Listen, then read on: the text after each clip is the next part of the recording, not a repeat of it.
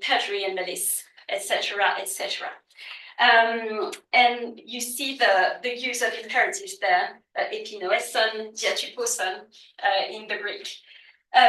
Lucian also has the role of the scholar, who can get into really technical explanations if need be. And for example, in the Alexander, he will explain to his reader how to unseal roles, where the claimants write the questions for the oracle. And lastly, he plays the role of the witty friend, and that is very important in gaining the reader's trust.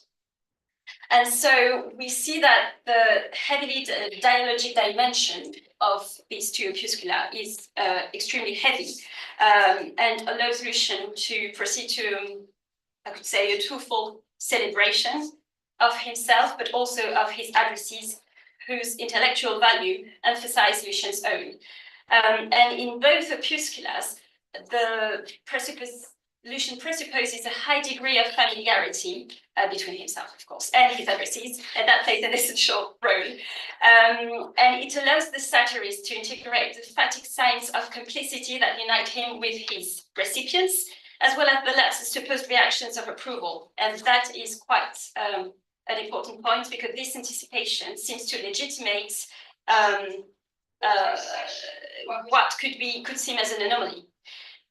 Most of the time, the familiarity are marked by the insertion, as I said, for example, of imperatives in the course of the diagesis, as you saw in example 2, that bring the implicit dialogism back to the foreground, and also give liveliness.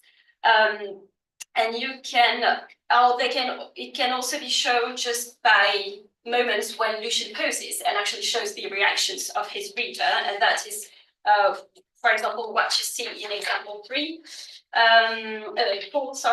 in the Peregrinus, chapter 37. Once more, I see you laughing, Fronius, my urbane friend, at the denouement of the play, for example, or also in example 3, you see the use of the verb oras in Greek, and so Lucian actually shows the reactions of his reader and integrates them into the text. And so you see this strong phatic dimension, and they offer, I could say, an interesting solution to a written and literary transposition of the Jacobsonian functions of language, and to the tough question of how to establish with certainty within the text necessary complicity between satirist and reader, without which the satirical message ceases to be operative. So Lucian has an original solution, I guess, because by mimicking a verbal interaction, he, of course, this is an illusion, but he seems to include the reactions of his addressee. And also, the emotional bond with Celsus and Cronius means that he can plausibly anticipate their hilarity, but in turn, the external reader who wishes to identify with these model recipients that are validated by the satirist has no choice but to implicitly adopt the same reaction. So that's a way of hijacking our own reception. And this is where this lively epistolary dialogue takes maybe a darker turn and becomes more of a hermeneutic hijacking, because Lucian indeed builds in his bioi a clear-cut axiology that opposes idiotai and pepaidomenoi in a rather Manichaean fashion. And the narrative indeed insists many, many times on the community of values that unite the writer and his addressee. So I've put many examples of that. For example, number 5, you see on the handout, so there are maybe many inside jokes against the Paphlagonians. To be honest, I don't really know why, but they are really shown as extremely dense throughout this video. And so you see in example number 5, the Paphlagonians are called pakesikai apaidetois anthropois, thick-witted, uneducated fellows that they are. And in the following example, number 6, you can see the mention of the idiotais. Idiotais kai coruzes mestois, so literally fools and full of mucus, like what you got, so that's really not a pleasant image. Lucian here associates his addressee with his own intellectual superiority versus the vulgum pecus of the Paphlagonians. And as the choice of the adjective apaidotos especially diametrically opposes Lucian and his addressee as pepaidomenoi to people without any education. And the latter must show indulgence to gnomen towards those that are so easily fooled because they lack education. So there's a really self-congratulatory dimension in those VI, and that becomes even more obvious in the chapters 2021, that is number 6 on the handout, where the Lucian Celsus duo is explicitly placed above this Vulgum Pecus. And so this is the passage that I will not be reading now, but where Lucian explains how Alexander, has been opening the letters, secretly opening the letters that were giving to him by people wanting to receive an oracle. But there's another adjective in that passage that is interesting. It's at the end of the text. You see apeirokaloi in Greek, and literally that means who doesn't have the experience of kalos, that is unexperienced in beauty, in taste. So that is also really marked, and it's really a way of building two teams, I would say, and of excluding the larger part, the Vulgum Pecus, from the community of educated and tasteful people. So Celsus complicit, so Lucian presents himself, and his companions as really superior, and Celsus also serves as a sort of intellectual patron. His complicit reactions punctuate the Alexander, and he regularly sees his status as a pepaidomenos reaffirmed by the narrator, who flatters his intelligence in contrast with the stupid credulity of the Paphlagonians. So it's impossible then for the reader, the external reader, not to want to join this interpretative community, all the more so since Lucian constructs in opposition unenviable figures of idiotai, so the thick and uncultured Paphlagonians, or even Rutilianus, who is showed as a member of the Roman elite, but completely fooled by Alexander's oracle. And the common denominator of all of Alexander's opponents is that they appear to be complete idiots who win, and as are also the imbeciles, Blacas, who in the Peregrinus are ready to swallow all of Lucian's nonsense in the wake of Peregrinus' death. So through the characterization of intellectual accomplices, Lucian imposes himself as the self-proclaimed champion of paideia, and that's why his work is openly addressed to educated men, pepaidomenoi, to whom Alexander's villainies are not worth recounting, or who will find Peregrinus laughable. And other examples of this marked opposition you will find, for example, in number 7 of the handout, in chapter 45 of the Alexander.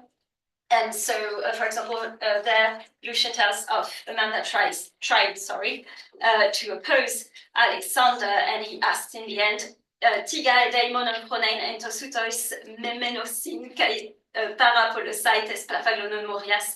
Why did he have to be the only man of sense among all those lunatics and suffer from the idiocy of the Paphlagonians? Once again, and you also have just example number 8. The term, again, ton anoeton, so the same, this is an adjective that comes back several times, so that explicitly express the fact of not thinking properly. You also have number 9 of the handout,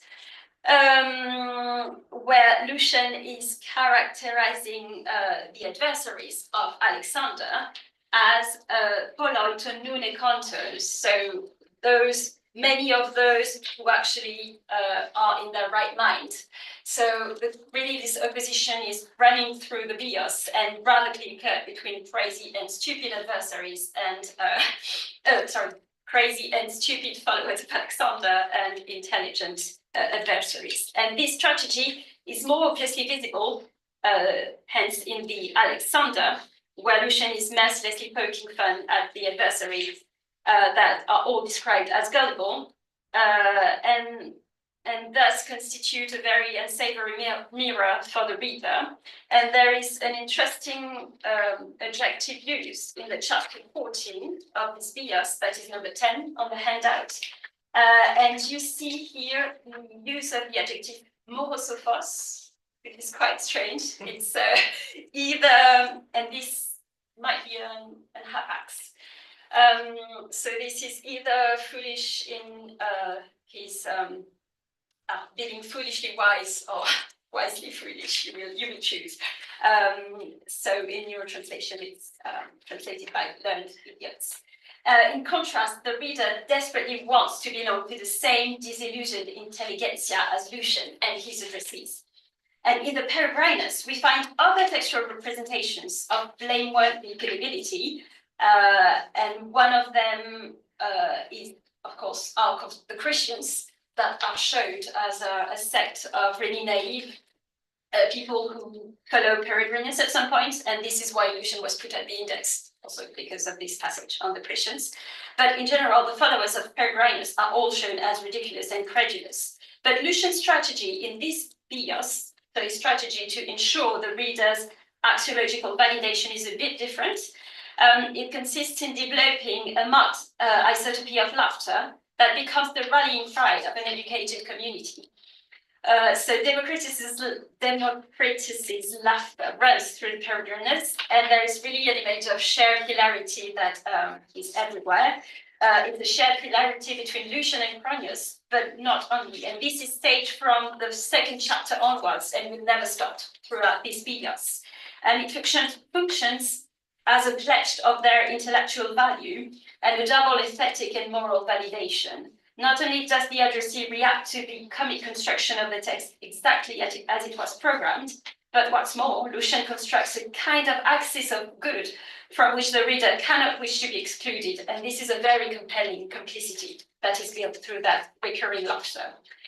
So I put several examples of this spectacular display of laughter and of, and you will see that the verb gelan, to laugh, in Greek is coming back a lot. So the first example you have is number 12 on the handout, chapters 2 and 3 of the Peregrinus. I think I can see you laughing heartily at the old man's dribbling idiocy, and you see se gelonta. And so this is the first example. You have then number 13 of the handout, chapter 7. This is a complex passage. It comes, there is a long passage in the Peregrinus where an anonymous orator, that is actually a double of Lucian, comes and is the one actually telling the life of Peregrinus and being super sarcastic. And this man is provoking laughter, and that's what is described there. And again, he went on laughing a long time, so he's laughing himself, and everyone is following. And again, he went on laughing a long time so that he drew most of us into doing likewise. And you have the verb egula in Greek there. You also have number 14, and it's always the same anonymous narrator, narrator that is shown laughing and that is shown irritating Peregrinus' most fervent admirer, Theagenes. And then number 15, you see Lucian showing his own laughter. You can imagine, I expect, how I laughed post egelon in Greek, and so on. So this is really a very strong aspect of this bios. But this,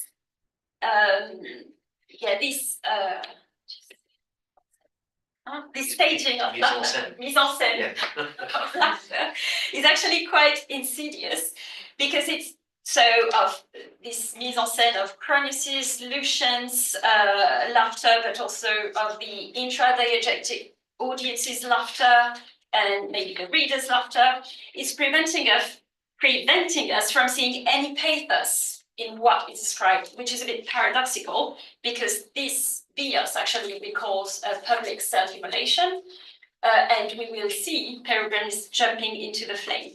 But the satirical apparatus undermines any sympathetic reaction to Peregrinus' martyrdom, and that is achieved partly through laughter.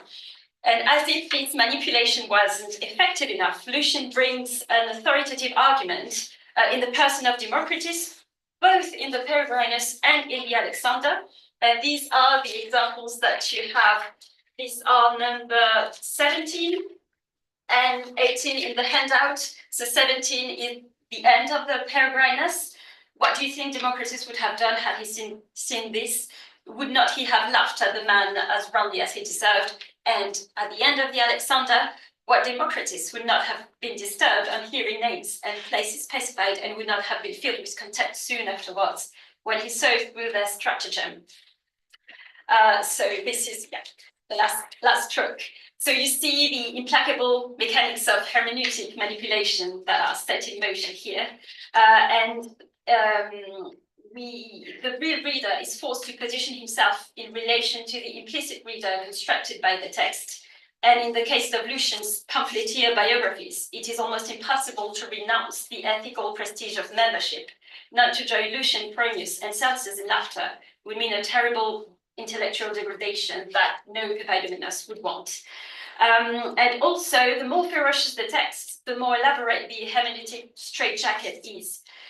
For Lucian, it's not only a question of making explicit an irony that could be lost, but it's rather a question of forcing ethical adherence to fundamentally problematic texts, even if that is not my point today.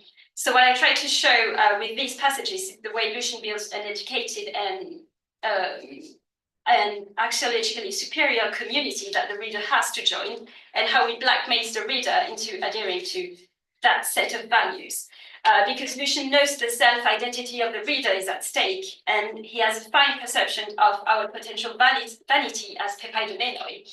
This strikes a chord with the educated reader, since he has a strong desire to be validated himself as a Papaidomenos. So Lucian thus coerces us into a given satirical reception and closes the interpretation of his bioi, because we do not want to be excluded from the educated community he's part of.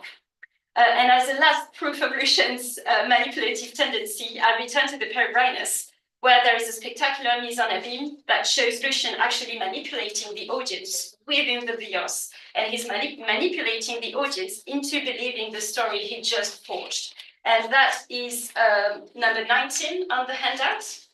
So this is after the suicide. As I returned, I was thinking busily, my friend, reflecting what a strange thing love of glory is, how this passion alone is inescapable even by those who are considered wholly admirable, let alone that man who in other respects had led a life that was insane and reckless, and not undeserving of the fire. Then I encountered many people coming out to see the show themselves, for they expected to find him still alive. You see, on the day before it had been given out that he would greet the rising sun, as in fact they said the Brahmins do, before mounting the pyre. Well, I turned back most of them by saying the deed had been done already, those to whom it was not in itself rightly desirable to see the actual spot, anyhow, and gather up some relic of the fire. In that business, I assure you, my friend, I had no end of trouble telling the story to all while they asked questions and sought exact information. Whenever I noticed a man of taste, tina carienta, I would tell him the facts without embellishment, as I have told you. So you see how the reader doesn't have the choice of where he belongs. But for the benefit of the dullards, tus blackas, got to listen, I would thicken the plot a bit on my own account, saying that when the pyre was kindled and Proteus flung himself bodily in, a great earthquake first took place, accompanied by a bellowing of the ground, and then a vulture flying out of the midst of the flames went up to heaven, saying, in human speech with a loud voice, I am through with the earth, to Olympus I fare. They were wonderstruck and blessed themselves with a shudder, and asked me whether the vulture sped eastward or westward. I met them whatever reply occurred to me. And after this passage, Lucian actually meets someone that is recalling his own story, so that shows the success of his manipulation. So that was the last passage I wanted to talk about. So this striking mise en abîme brings a dire warning for the reader. And this meta-biographical passage also appears as a threat to the Papaidomenoi. Lucian will tell the truth, but to the simple-minded, he'll only speak nonsense. And I would put Stephen Halliwell here, The work leaves in reality no choice at all. At any rate, try to maintain the first option, to consider Peregrine's story as a solemn heroic tragedy, in the face of Lucian's account would be inescapably to choose to identify with a mercilessly exposed laughingstock. The piece is such an emphatic exercise in biting derision, gloatingly constructed from the materials of self-terrorizing pretensions, that there is no room for an alternative response. And I do concur with that analysis. Last point I want to make on Lucian is that this very emphatic dimension of both the Alexander and the Peregrinus is quite paradoxical, because it is as much aimed probably as at Lucian's contemporaries as at his posterity in diachrony, meaning us.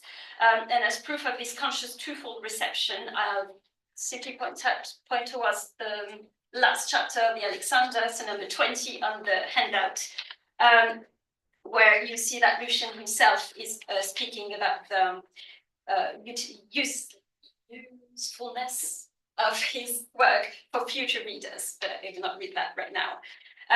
So one of the effects of this dialogical, should I say, affordance of the text is the impressive number of invectives in the Scholia,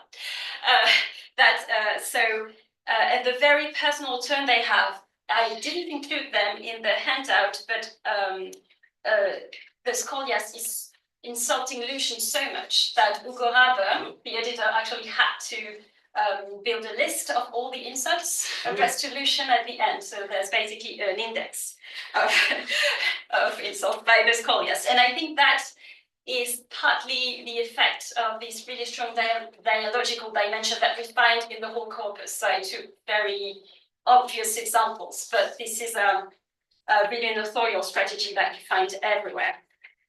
And so in Lucian, eliciting the right reader response is really essential within the two temporalities of his reception, in his present, to ensure that he reaches his satirical aim, but also in diachrony to ensure the lasting victory of his authorial persona. So I will now shift to Galen, and what is at stake is completely different, because it is not located, I think, on an affective level, and Galen rather takes the reader as a student. It is a completely different posture. I just wanted to, for Galen, there is an issue as a French academic. It is to know if he can be considered as a literary text, and hence studied in a stylistic manner, I would say.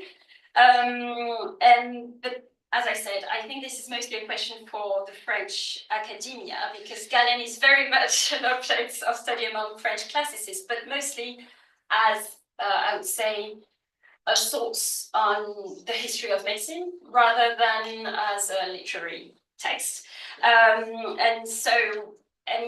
He actually illustrates a rather strange split of the classics that we have in France between philological studies, I would say roughly literary or formalist, and rather thematical and historical approach. And Galen is mostly studied by the second type of classicist. So until recently in France, he was rather read like a historical source, but there was a book not too long ago by Caroline Petit on him that shifted a bit the perspective for the French scholars.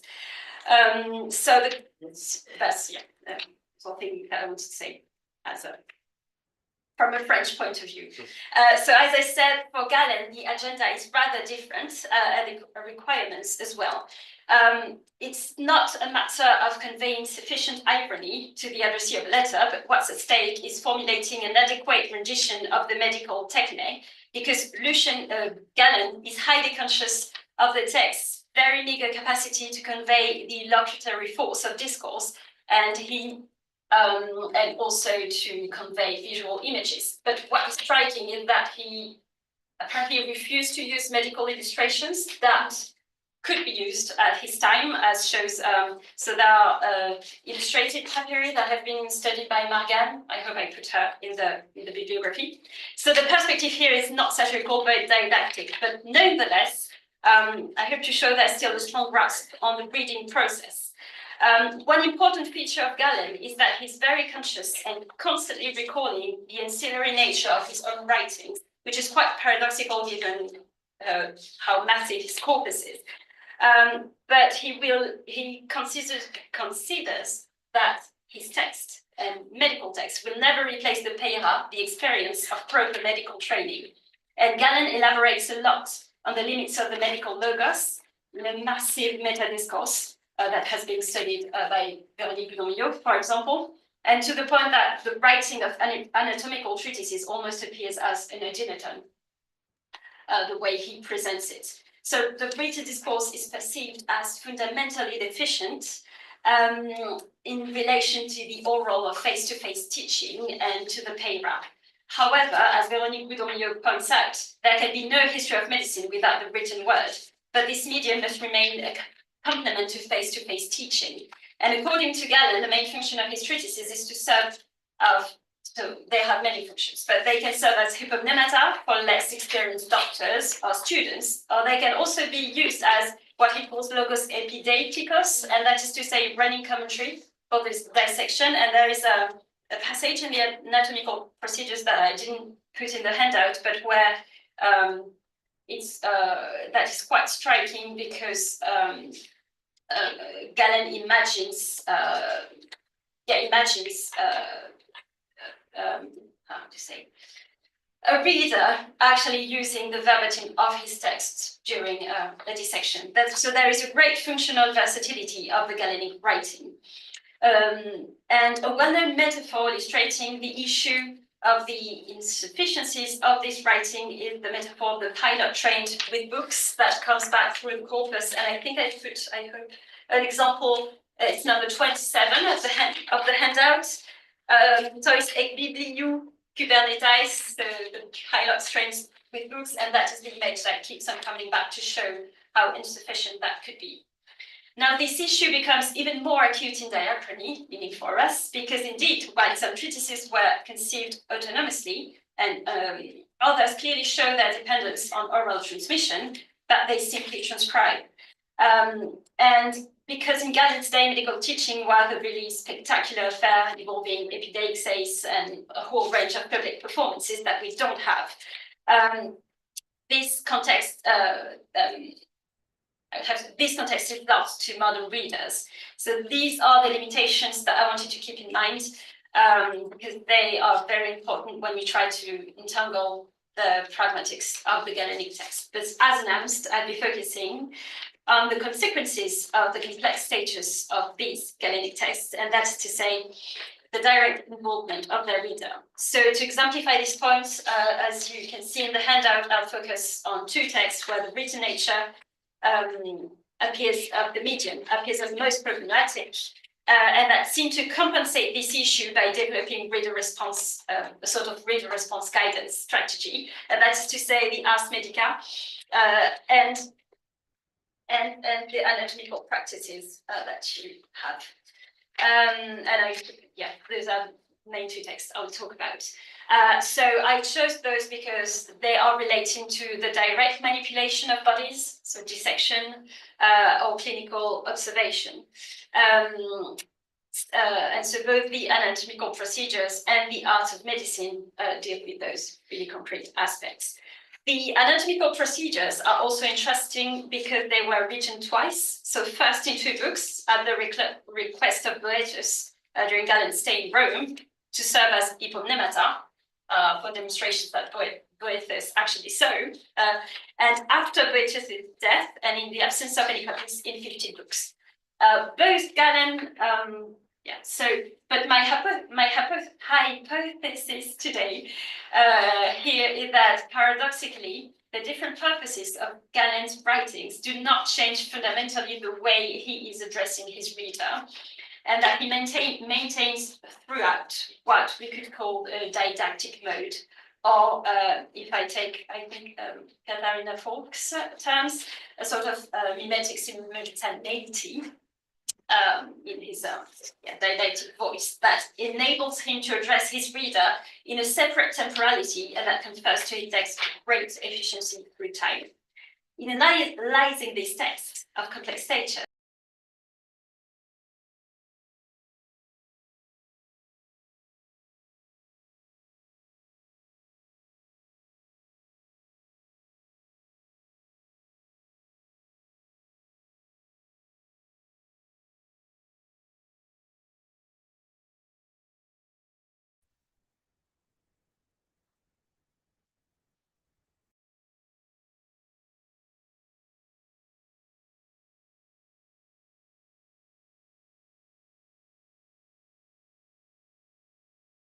together, in all cases, the size of the underlying bone. Sometimes, in fact, the part seems to be thinner, although the greater thinness is an illusion due to the narrowness of the bone. Noteworthy here is the use of the infinitive epiblane with an imperative value, and that mimics the exchange of master and disciple, and that's basically the mode of writing throughout this treatise. And that's also showing Galen's cognitive superiority. And we can also wonder why Galen is keeping the present tense that could reproduce the immediacy of an oral exchange and be linked with the temporality of enunciation, or that could also allude to the moment of reception and hence really show some mimetic simultaneity. And there is, not about the, another verb that I wanted to underline is the use, you see the participle synepiskopumenon. And what is interesting here that we can translate this by the fact of examining together. So it's really creating the illusion that Lucian is taking us by the hand and actually showing us how to accomplish the gestures he's talking about. So that could be a scoria of orality that remained after writing, but that could also be the present tense of the enunciation. And in this second hypothesis, reading is implicitly assimilated to a kind of recreation of the act. And so there are the same pragmatic questions in the following passage, but I will probably not have the time for this one. So number 20 to 22 of the handout. And you also have injunctions in this one. So you have the imperative enkenusto and eketo, or the verbal adjective episkepteo. It needs to be looked at. However, what is interesting here is also the use of the first person of the plural with the dative emin, and that is not without ambiguity, because that can be an implication of the speaker, of a we of what we could say majesty. But more convincing is the use of scopomen, and this really implies the reader into the observation process. But I will skip that. So I will skip to the anatomical procedure. Sorry, I spent too much time on Lucian. In the passage I was talking about and that I didn't have time to read, number 22 on the handout, what is also interesting is that there's a kind of chronology and succession of events. So we really have a sort of a textual reproduction of the timing of the experimentation and something quite mimetic in writing. So you've got a succession of actions that could be mimetic within the text of the actions accomplished by Galen. And in the anatomical procedures, we also have signs of orality. But as I said, it's a bit more complex. It was an ancient oral logos that has been partly transcribed. There is so one example I gave you in the handout, you will see is, for example, number 23. There is a rather surprising situation because we have verbs of vision in the past tense, eorakon, eidon, and that so they seem to indicate the loss of the initial context of enunciation. But actually, they also give Galen a pretext to resume the thread of his demonstration, and for those that were not present. And so you see what I put in bold. He says that he will resume the demonstration for those who have not seen. So that what could be an admission of a failure is actually an interesting shift for him. So other examples of his implication of the reader, you'll see number 24, of the handout. And this passage is really taking the reader by the hand and referring to so this is maybe less an abstract reader because you will see that Galen is giving really concrete advice. on how to train, how to dissect bodies, so go to Alexandria, and also warning his reader not to study too much in books and to be careful to practice. And so I'm sorry, I need to accelerate a bit, but as there is a last passage I wanted to draw your attention to for Galen, and maybe as an opening, because this is the most ambiguous one, I think, of one of the most ambiguous in his I've seen in his corpus. So it's not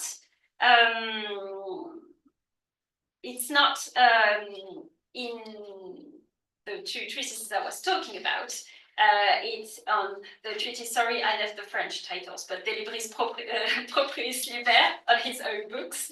And the last passage, you see number 28. As I came forward to demonstrate that I had not lied in any way in my anatomical treatises, I placed among the audience the existing books of all the anatomy authors and gave each of the people present the opportunity to propose the part which he wanted as an object of dissection, after I had offered to demonstrate that on all the points where I found myself in disagreement with my predecessors, I had written the truth. And this is a very borderline case that shows the direct competition between gesture and speech, and where the book is actually put on the table during the demonstration, and where the readers are actually totally implicated within the process of dissection. So that shows how difficult it is to apprehend Galen's writing. But because Galen had a solid book learning background, we can consider that he consciously made certain stylistic choices, and probably consciously chose to keep marks of orality, that because indeed that is allowing him to imply his reader a bit more. And yeah, I see. So I don't really have a conclusion to this, but I hope, I'm sorry, I had to run a bit. So these were just a few examples I wanted to show, to evidence how two sophists of the same period actually use comparable textual strategies. And also just on Lucian's manipulation of the reader, there is an external proof of that, maybe, that comes from Galen, and that's the link between the two. And that is a text that has been found by Gotthard Strohmayer that you have in the handout bibliography. And there is, so it's a passage of Galen that we only have in Arabic, but where he's describing some Lucianos, maybe, but we don't have the vowels, that is forging fake treatises by Heraclitus in order to trick some scholars that he deems a bit stupid. So that is maybe I should have put that in the handout. So that is a link between the two, and also maybe a proof given by Galen that Lucian really liked to manipulate everyone reading his text. Thank you for your attention. Right, so we can take, thank you very much for that, Miriam, that's great. We can take questions from people in the bridge, obviously, the traditional use of the larynx. And we can take questions online by two methods. You can either put your question in the chat and I will read it out, or you can put your hand up and you can read it out yourself in person. So, who would like to start, Chris? Yes, thank you very much. So first, let me tell you that I'm very jealous of your English.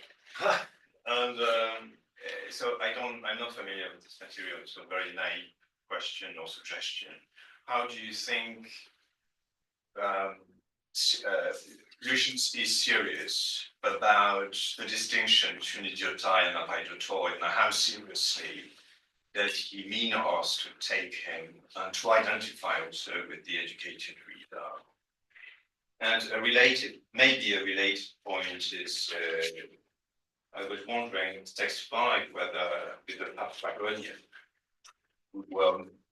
there were some allusion to Stephanus' Knights, and that, I don't know, but anyway, it made me think about that, and therefore, whether or not he means us to identify, therefore, with the sausage seller, who's no more well educated than his enemies.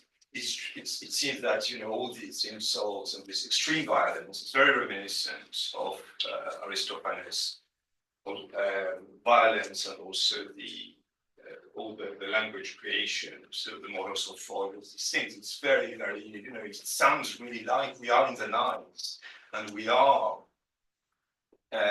actually attending a fight between two idiots and two extremely violent appaidotoi. So I don't know, but there is obviously lots of exaggeration there, and I'm wondering whether this is the persona of the man who is really Caligates. You see, so maybe I'm wondering whether not all this whole spiel between Lucian and his addressee, and between them and their enemies is not supposed to be laughable in itself. So we'd be invited to laugh with Lucian, not just with Lucian at the others, but to laugh at Lucian, laughing at the others. Just I don't know. So actually, thank you very much for your suggestion. And actually, so this is what was not my point today, and I really didn't have time to talk about, but he's indeed showing himself. I said he was showing himself as faulty, and we are really indeed made to laugh at him as well, because he's such an unreliable narrator. So there are several moments in the Peregrinus where he says, so someone was saying that, but I didn't listen. So I just walked away. And at crucial moments, he's just, keeping information. And so he's really showing himself under a very ambiguous light. But I would say, and the question of earnestness is one I cannot decide in the whole corpus. But there's really obviously also a play with his own persona. He's never, I don't think Lucian is ever completely serious about anything, and that includes himself. So of course there is a first layer of interpretation where he wants us, and that's what I was saying today, where he really wants us to belong to the community of Pepaidomenoi, but there are many others. And also because when we take a step back, what he's saying is so disturbing, we are actually led to laugh at him, but also wonder why he's being so graphic. And as for the Aristophanic nature, I do think this is a very important subtext, especially for the Alexander, because the narration of Alexander's youth is terribly graphic. There is a joke that is often not translated. The beginning of the Alexander, when Lucian is talking about his parents. Maybe I can't say it now, but it's really graphic. And so there's a really sexual joke on Alexander's father that must have really strong capacities in order to impregnate his mother. So there's really enough it's that crude. There's really an Aristophanic intention potentially, and but thank you for the idea of the subtext of the nights. Just to say, I don't think it's completely serious, and I don't think there's a univocal way. Yeah. There's a night and also the wasps. Everything against Karen is extremely reminiscent, I find, of this. Let's go to Karen now online. Karen, can you try unmuting? We'll see if we can hear you in the room. Can you hear me? No, we can't hear. I'll put this on. You can't? No. Speak now. Can you hear me now? No? Hang on. Don't worry. Why can you not hear anything? Well, it should be a bit of audio. It's hooked up to the speaker.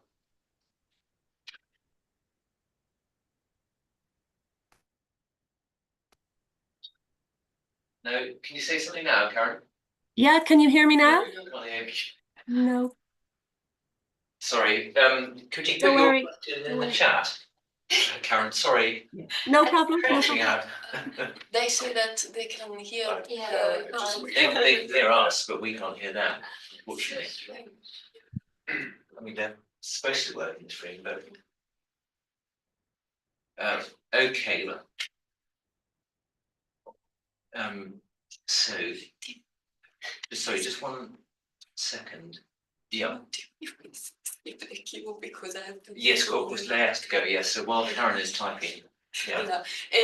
Thank you very much. It was terrific. And I also wanted to return to Lucian, and perhaps from a different angle than Christian. But I was wondering, to what extent do you think that Lucian too, despite his inviting to laugh at him as well, is surreptitiously creating some form of establishing some form of intellectual authority, so placing himself obliquely in some sort of hierarchy? Because I was struck both by the fact that he is constantly summoning the laughter of Democritus. So it is really the laughter of the philosopher who is as sharp as he could possibly be. And also the fact that he is building up this complicity with Celsus at the start of the Alexander the False Prophet. But he doesn't really tell us why Celsus wants to know this fairly trivial life. So he's implying that he's indulging in the poor taste of his educated friend, and perhaps there is something that is, there is a hidden judgment towards his friend. But also, if I can just add another thing, to what extent do you think that he's being at his most manipulative by treating in a very similar manner these two profoundly different figures? Like Alexander is a scam, but as you said, with the case of Peregrinus, it is not as clear, and Athenaeus respects him very much, and they find that he feels somewhat threatened by Peregrinus' commitment up to offering his life to a philosophical idea that he can't quite capture. Thank you very much for all your remarks. I'll try to answer everything. So as for the building of an authoritative figure, I fully concur, and I think those bioi actually tell us more about Lucian than about his his subjects.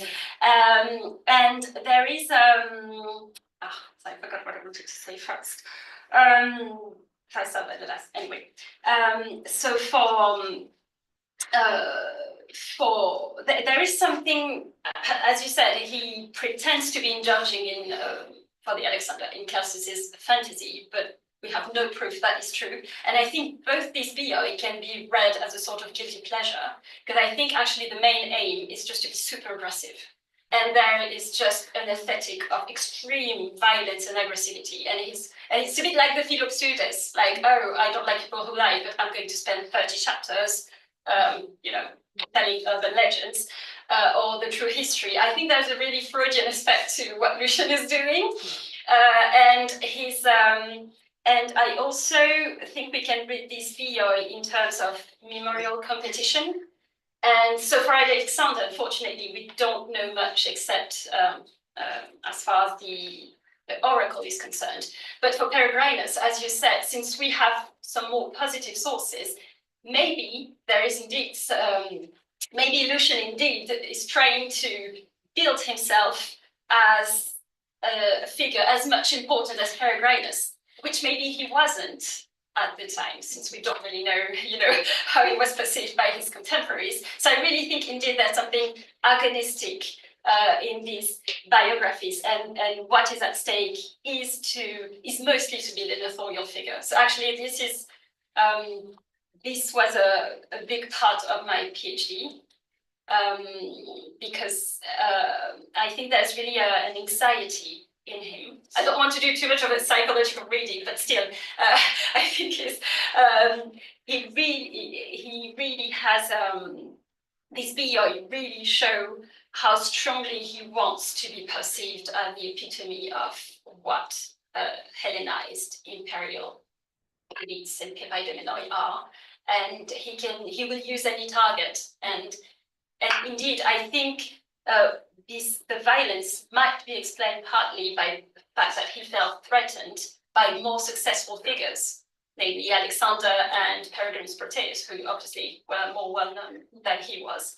So I do agree, and I don't know if I answered. Yes, absolutely. Thank you very much. So I'm going to try to impersonate Karen, but I won't do it very well. I am wondering about, I see Karen laughing, I'm wondering about Tilliborius the Brigand. Do you think this might be a deliberately titillating reference? Perhaps me, but how much panegyric would I trade to have the biography of Tilliborius? Also, fascinating passage from Galen in HO 28, handout 28, comes close to assimilating reading to anatomy. Any thoughts? Thank you and bonsoir from Paris. Thank you, Karen. So thank you very much. So actually, those are two difficult questions, and I'm not sure I'll be able to answer for Tilliborius. Indeed, that might be a huge joke. And there is quite a bit of debate in order to know if this is a true reference or not. And yeah, I think titillating is the right word, because there seems to be, I don't know, there seems to be really, once again, an inside joke maybe there. And the same way Celsus, I should look at that, sorry. The same way Celsus is a form of intellectual caution for, no, you can say that. Warrant. Or an excuse. Pretext. For Lucian, maybe the same way that alleged Tilliborius is also a pretext, but that's a huge question mark. And indeed, the example 28 on the handout is a very complex passage, and it's really a work in progress, and I've been working on Galen for, let's say, I think maybe a year and a half, but I think it's one of the passages where that shows the most, the way he's building a didactic mode, and the way it's really concentrating his how would you say, his ambitions for a medical logos that is faulty, but still is all that he has. And this, the fact that maybe there is also a limited temporality of both, but this is really something I'm still working on. And I do agree that this passage is both problematic and really interesting. And I don't know if I answered actually either. Come to Julia in a sec. I'll just read out two more comments from Karen. Guilty pleasures of intellectual reader is exactly right. I think she says, CF Aulus Gellius on the worthless books of wonders he bought, paradoxography. That's going back to the point that you made about, about the with Tilliborius and so forth, people tend not to like this stuff, but secretly do like it, also similarities between Lucian as travelling performer and Alexander Peregrinus. So there's a close bond between the satirists and people that he attacks, which is quite a long-standing theme, isn't it? I mean, I remember a John Henderson article on it's a Horace Satyr 1.5 or something like this, where there's a lot of invective going against the other person, but the more invective Horace throws at him, the more this other person looks like Horace. So, yeah. Oh. I had not seen Peregrinus and Alexander as mirrors of the satirists. That's what you're saying. Well, I think that's what Karen said. There's also an article by Dana Fields on Peregrinus that pushes along that line as well. It's true. Insofar as both want to really survive in the collective conscience and memory, I would say that. A world without qualifications, a world without, you are only as good as your public image suggests. So. And indeed, I think the similarity I see that Lucian is really fighting against people who obviously had managed to had an efficient public communication and that had managed to build an image that was far-reaching. Julia. I really like this. I love the take on Galen as literature. I think yes, more of that. I was wondering because you described Lucian's style as manipulative, and I can definitely see the manipulation of the reader. Would you say the same for Galen? Is this a form of manipulation? So I understand that you have you've presented this as a didactic mode, and also this is all the effort of the medical logos to reproduce the medical practice, and there's always going to be a gap between erga and logo, let's call it such. But do you think, would you say that this is also a form of manipulation in a certain way, or at least guiding the reader's eye on the details, the anatomical details that Galen wants to put forward? That's a very interesting question. It's true that for me, I put a strongly negative connotation Yeah, on manipulation, and I think the passages I chose might not be the most manipulative one, but there are the passages when Galen is talking about his adversaries, fellow doctors that he's fighting against, and the other schools that he's fighting against. There, I think he can be strongly manipulative because he really wants us to believe only in his logos and in his. He was super conscious of his superiority, of course, and so it can be very harsh with the concurrence. And I think in those passages, maybe when it's about interpersonal relations with other doctors, there I would maybe call him manipulative. But in the passages I showed, or it depends if you have a broadened definition of manipulation. If and insofar as we follow what he says, maybe we are manipulated. But, so yeah. Yeah, and sorry, the other thing I was struck by, because you were saying that there is an attempt on the part of Galen to reproduce the presentness of the practice, and I was struck in your 22. There is also a future-oriented temporality in there. So iazometer is a sort of promise to the reader: we will heal it and we will achieve the cure. And I think actually a really strange but interesting experiment would be to, with doctors obviously, to do what Galen is doing while reading his treatises to see if the timing matches. And if, for example, the futures point to moments where we will actually be once we finish the operation that is described. So it's true that the use of, but it's really the beginning of, I just started to, because it's obviously it's very huge, but it's quite massive. But yeah, the play on verbal tenses is quite interesting. But then also the issue, so I actually had to talk about Galen in front of Véronique Dudon-Millot anywhere there, which is quite a scary experience.